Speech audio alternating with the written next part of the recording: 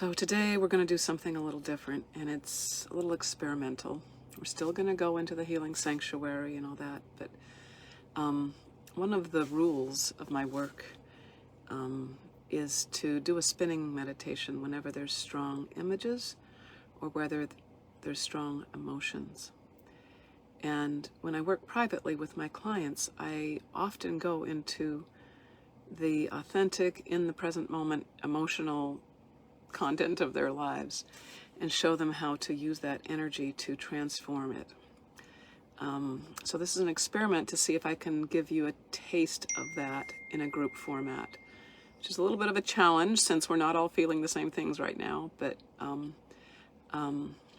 in my octave resonance healing approach, there's 4 octaves. The physical is, physical, what the senses can perceive.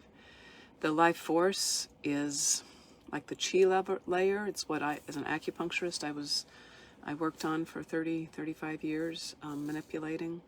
It's your sense of vitality, your life. It's the difference between a sleeping body and a dead body. The sleeping body has life. And then the next level up, I call the octave of emotions and images, and another label for that realm is astral. And I say that so that you can see that the astral is this band between what goes above the astral, which is the part of ourselves that can witness our emotions and can witness our images, and the part of us that is beyond conscious thought. So our thinking and upward are the higher spiritual levels. Good morning, everybody.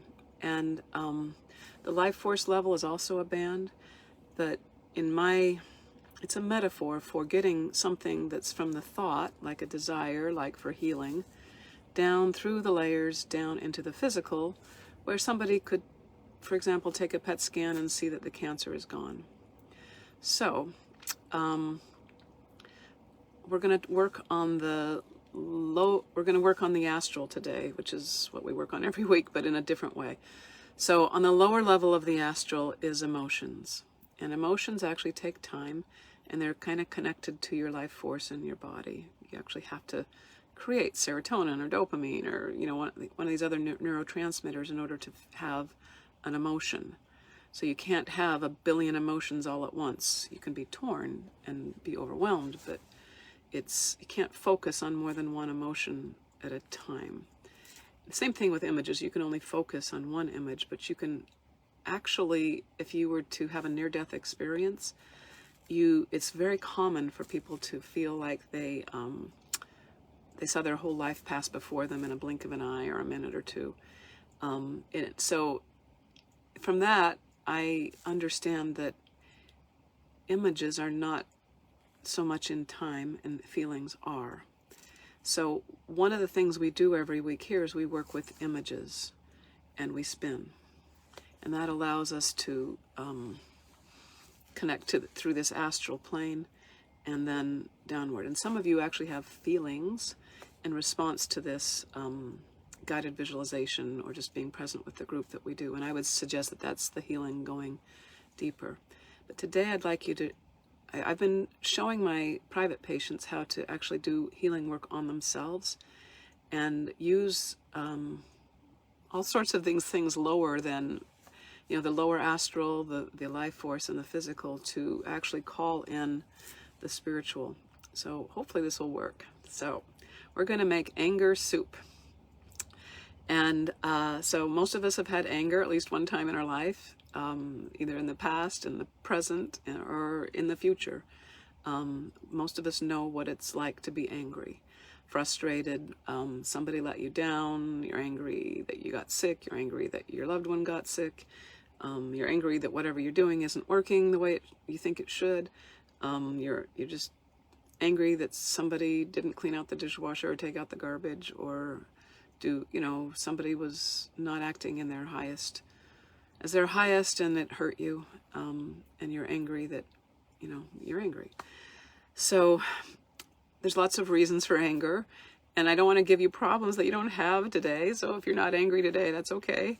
But just we're thinking about using our spiritual quality of thinking to think about anger. And anyway, so I want to just try this exercise. It'll be a guided visualization, and we're going to start it with anybody who can watch this now or later, and then when we go into the sacred sanctuary of healing, we will that'll only be available for Facebook members. So if you're watching this on YouTube, thank you for watching. Please like and subscribe, and if you want to join the whole show, join the Spirit Gate Cancer Support Facebook group.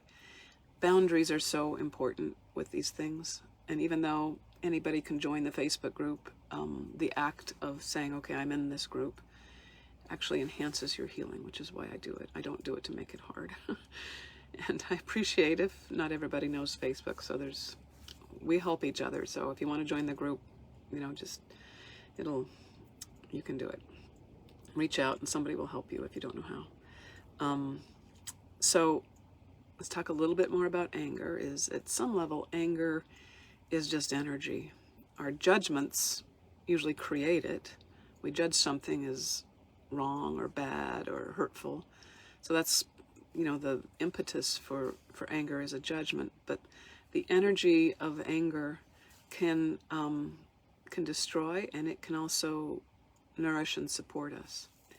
And an obvious way that, this is, if you're a psychologist, please forgive me because I'm really overgeneralizing, but just for the purpose of today's quick exercise, a really useful use of anger's energy is to take action. Like you're so pissed that it motivates you to communicate or research or exercise or do whatever it is that you need to do that will move your life forward, so that